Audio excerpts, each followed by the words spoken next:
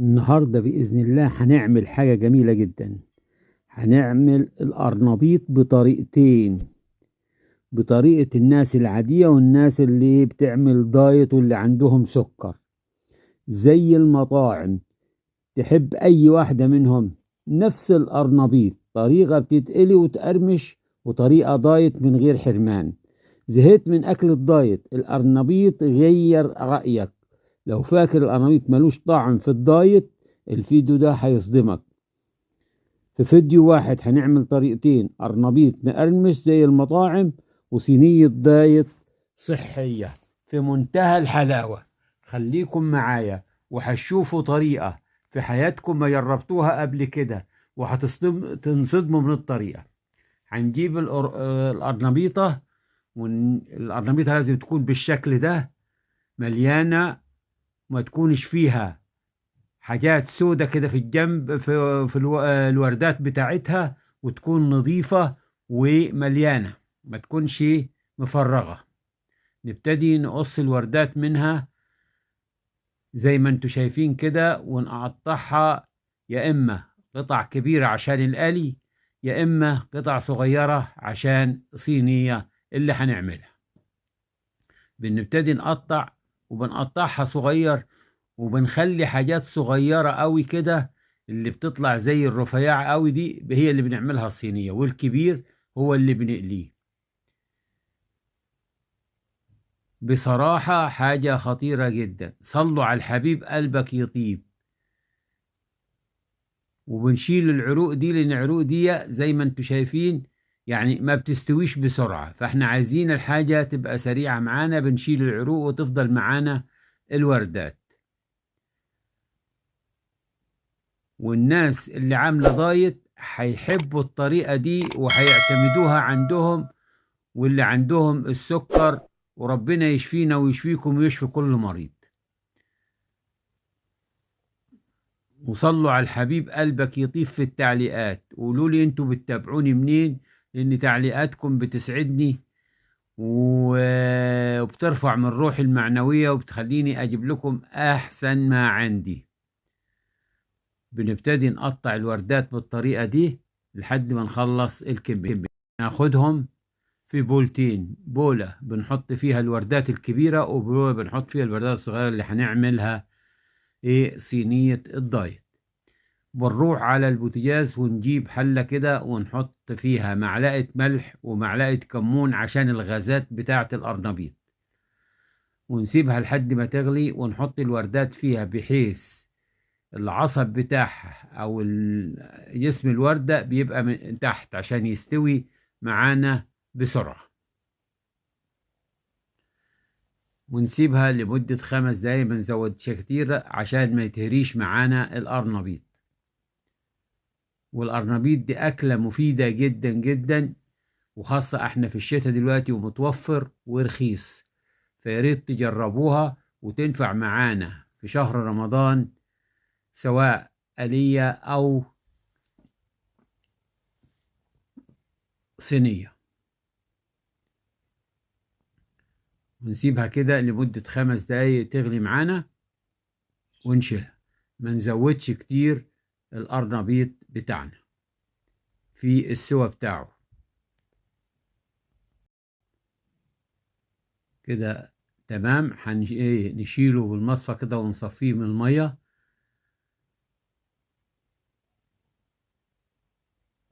ولو حسينا انه استوى معانا اكتر من اللازم، ندخله على المية الساقعة على طول عشان ياخد الصدمة بتاعته. وبعدين نروح بقى نعمل الخلطة بتاعته. نجيب بولة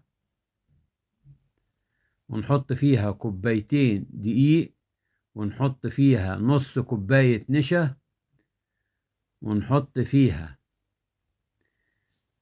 حزمة كزبرة على شبت، ونحط فيها التوابل بتاعتنا: توم مفروم، ومعلقة بودر، وملح، وتوم، وكمون، وكزبرة، وبابريكا، كركم.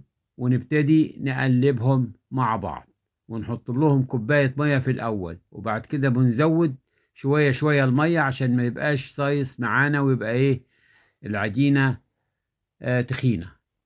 العجينة لازم تكون مظبوطة، يعني أخف من عجينة الكيك. نحط لها نص كوباية تاني، ونحط البيض بتاعنا الأول، جايز تسيل معانا أو تبقى خفيفة، وبعدين لو حبة مية بنحط لها مية تاني، ونبتدي نضرب البيض مع الخلطة بتاعتنا دي.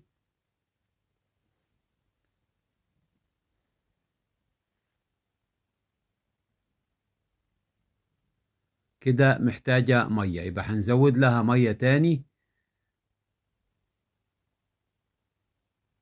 هنزود نص الكوباية على مرتين، لو احتاجت هنزودها تاني، ما احتاجتش خلاص. فهنقلب كده ونشوف القوام بتاعها. لا كده محتاجة تاني نص كوباية، محتاجة بقية نص الكوباية عشان تدينا العجينة اللي احنا عايزينها. وهنقلب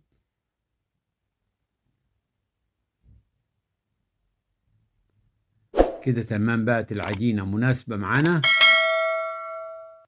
هنبتدي بقى نروح نعمل المواد الجافة. عندنا كوبايتين دقيق، هنحط لهم معلقتين نشا، ونحط عليهم التوابل اللي حطيناها، الملح والفلفل والكمون والكزبرة والكركم، ومعلقة ايه البودر، بيكنج باودر، ونقلبهم. ونروح بعد كده بعد ما قلبناهم تمام،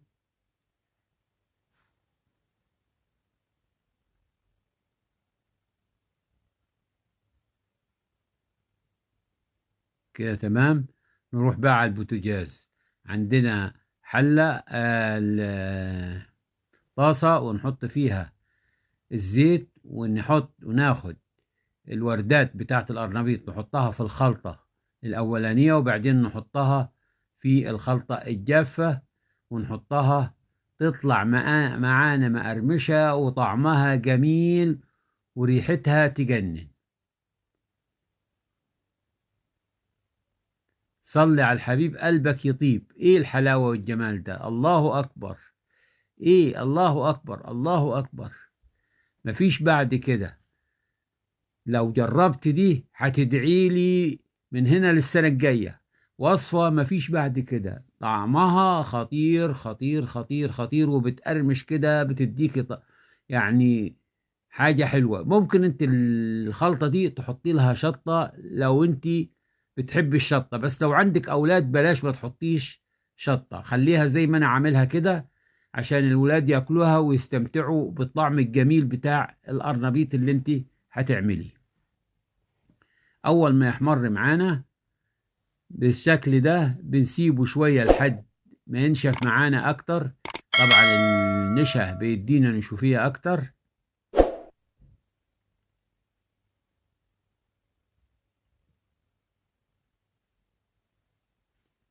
ايه ده! ايه الحلاوة ده! اول مرة نشوف القرنبيط دي، الريحة والطعم والجمال ده. ده كأنه فراخ. نبتدي نطلعه بقى واكمل وارجع لكم تاني.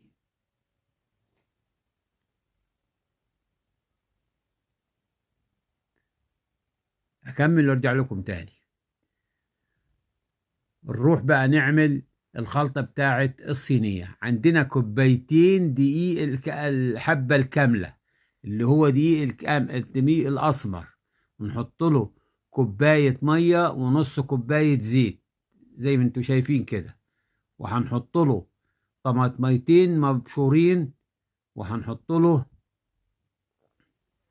دي الخلطة بتاعت القرنبيط اللي هو هنعمله صينية، وهنحط له حزمة شبت على كزبرة، ونحط له 4 فصوص توم مهروسين، ونحط له جزرة مبشورة،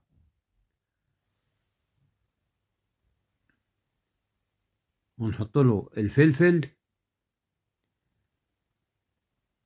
والكمون والكزبرة،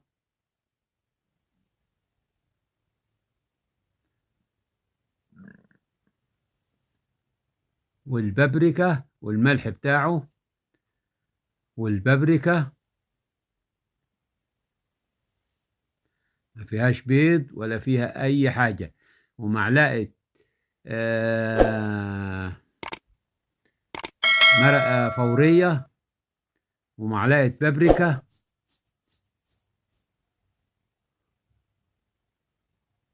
ومعلقة بيكنج باودر. البيكنج باودر ده أساسي، ونبتدي نقلب الخلطة دي. تمام.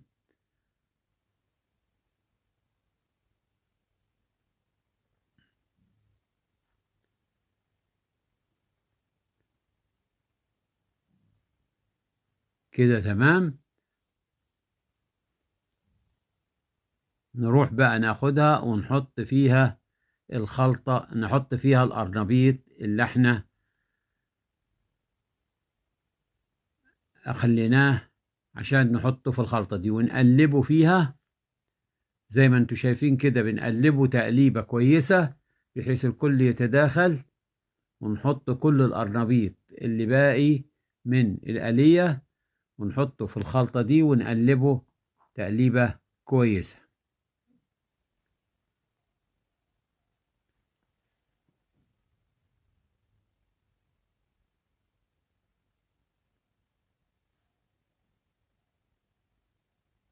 نبتدي نقلب كده من تحت لفوق عشان ما يتهريش معانا القرنبيط.